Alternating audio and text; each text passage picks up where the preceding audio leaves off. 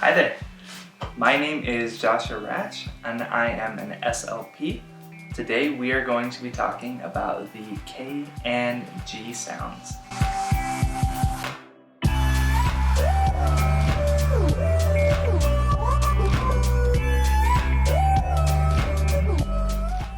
So K and G, these are sounds that 90% of kids are able to say by age 4.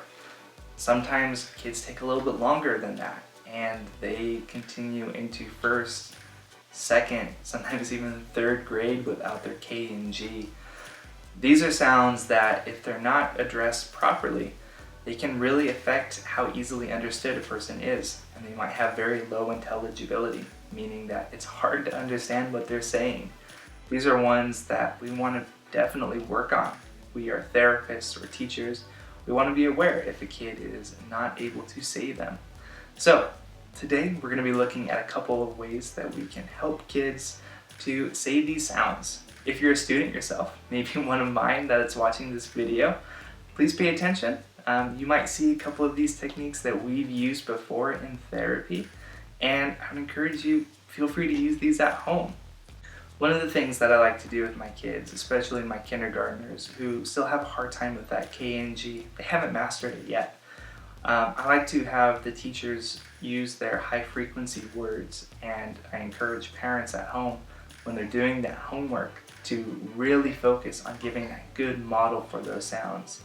So when they experience a word like king, they really give a great example of how to make that K sound by having the kid look at their mouth, see that their tongue is back.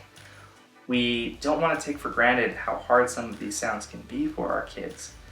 Also, when you have a chance to say a word or to repeat what they are trying to say, make sure to say it in the correct way.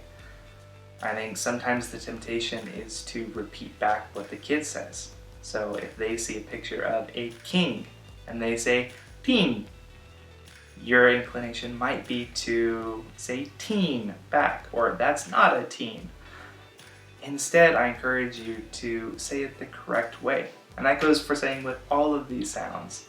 Whenever a kid has a hard time with one, we want to make sure we say it correctly. With the K and the G, it's very important for kids to look at our mouth so that they can see that our mouth is kind of open when we say that k or that ga. Our tongue is pulled back. It's one of those back sounds. With my kids, one of the techniques that I use is called visual phonics. It's a visual system where you can kind of show kids how to make certain sounds. For the K sound, you take your hand and you kind of make it like a C. You put it right up here. Some people put it near their mouth. I like to put it back near my neck just to kind of show that it's in the back. And then you just rotate it forwards like ka, ka, ka. So for the example of king, we would say king. And that's just a cue that that's what that sound is.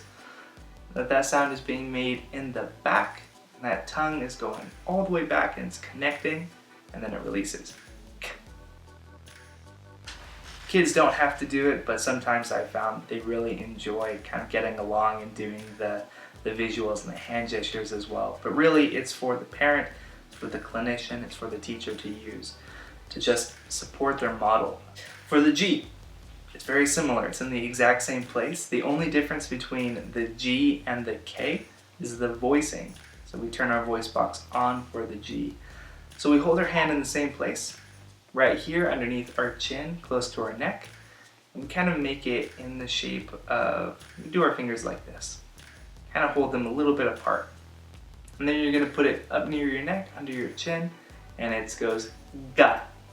So this fingers kind of widen up a little bit, ga. As that air is released, as that tongue drops a little bit to let that sound come out, ga, it releases that contact. So we're showing that by taking our fingers and separating. Ga, ga, ga.